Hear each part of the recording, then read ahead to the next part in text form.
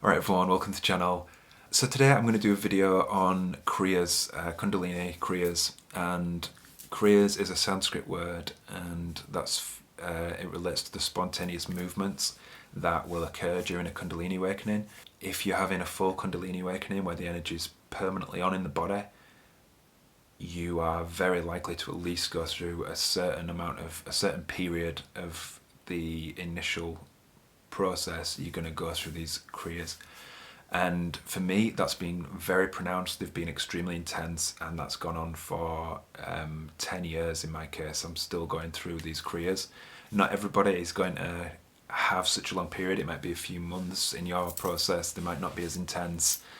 It depends on many things: your physical health, your emotional health, karma, past lives and things like that. This can be very daunting at first if you're going through extreme ones like I was, and you can potentially fall into a lot of fear because this energy, this Kundalini energy, is incredible in the body. It's incredibly powerful, and it's going to be moving your body in all sorts of ways. So at first, how this expressed itself for me in the initial months, it was very much just like I could feel the energy. It was like a desire to move with the energy, and it kind of expressed itself quite subtly. And sometimes I would be like, when I allowed space for it, I would like be moved into quite delicate motions and quite precise things, and sometimes like ecstatic kind of dance stuff. Actually, kind of reminiscent of like some of Michael Jackson's dance moves or something. But then what happened as that progressed and the energy got more intense in me, they became uncontrollable to a point. So in any period when I wasn't allowing the movements to occur, I would have to use like considerable energy to like hold my arms down to stop them like spinning off in all direction, or be like keeping my head, using end force to stop my head like twisting in all sorts of ways and things like that. So I'll show a bit of footage shortly in this video of some of the kriyas, some of my process that I recorded about a year ago. And yeah, so this can be daunting because it can feel like it's going to do serious damage to your body. But yeah, I just want to say for people, that's not going to happen. Like, this energy is divine intelligence. It knows exactly what it's doing, and it is moving your body in exactly the right ways to release physical tension in the body, clearing like blockages, emotional, mental blockages that are stored in the physical, working through damaged tissue, and also things stored in the physical body relating to past lives and things like that. So yeah, don't give in to fear, basically. Like, try not to be scared of this process, because I remember at certain points I got quite scared of this because it was just going on 24 hours a day, continuously, and there were times when I thought it was really, I'd kind of lost faith in the process, and I thought it was damaging me and things like that. But as the years have progressed, it's this energy has healed me in so many ways. It's literally like realigning your posture, working through all sorts of blockages, as I say. So if you are, and the amount of time you might have to go through this will depend on your personal situation. So what do the kriyas look like, and how do they express themselves? It's often quite wild movements for me, like sometimes very elegant things, lots of mudras. I've had so much done to my spine, it all quite violently. I mean, I don't know if violent's the right word, but it is, yeah, I guess it's quite violent. Like twisting my head and cracking joints, shifting, like just completely moving the body in all sorts of crazy ways. Sometimes like vibrating you incredibly fast, like this energy just moving through. Very frequently you'll be put into yoga positions, yoga postures, certain stretches, What I've also found is that it will move my hands to certain areas to like hold certain areas while it does the movements, and it's like the intelligence in this Kundalini energy knows exactly where you need certain support at certain times. You might be moved to like massage certain areas in your tissue, and this is completely spontaneous. There is no conscious intent going on. It's the energy is guiding the body.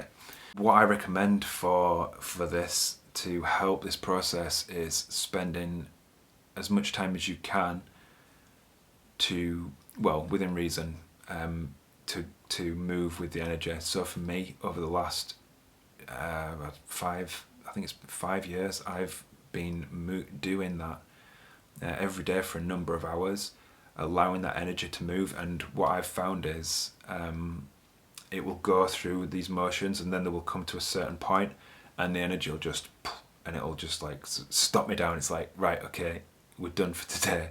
Strangely enough, for me, it's like normally always around about 2 hours 45 minutes to 3 hours. It's always that kind of length when it just stops. It's not like the energy stops moving, but it's like there's this pause point, and the kriyas don't want to move for a minute or two, and so I know, like, okay, I'm done. And yeah, that is something you've just got to do in this process, depending on your situation. I presume most people aren't going to have to go through the level of and length of time that I've been through with that. I think mine's quite an extreme case in terms of clearing physical damage. I've spoke about the reasons for that in other videos.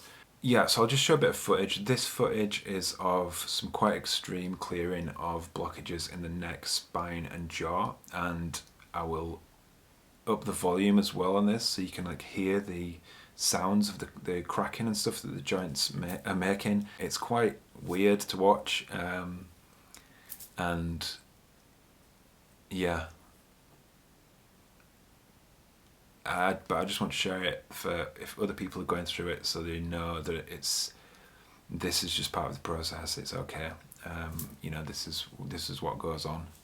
It's healing you, and you can go with it even if it might feel like it might be damaging your body or something like that.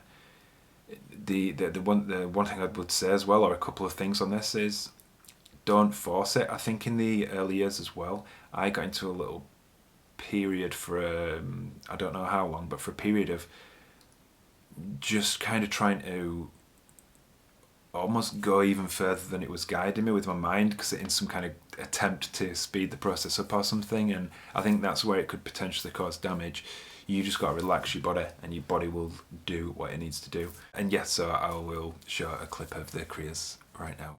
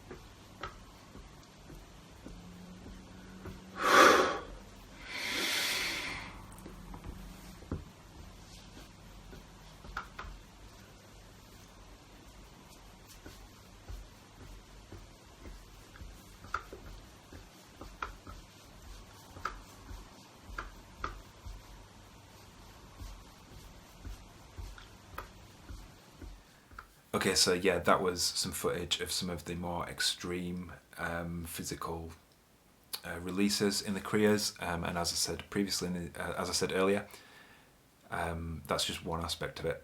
A lot of the time, you mean yoga postures, stretching, massage, things like that. So yeah, yeah. I hope you enjoyed the video, and I'll see you in the next one. Peace.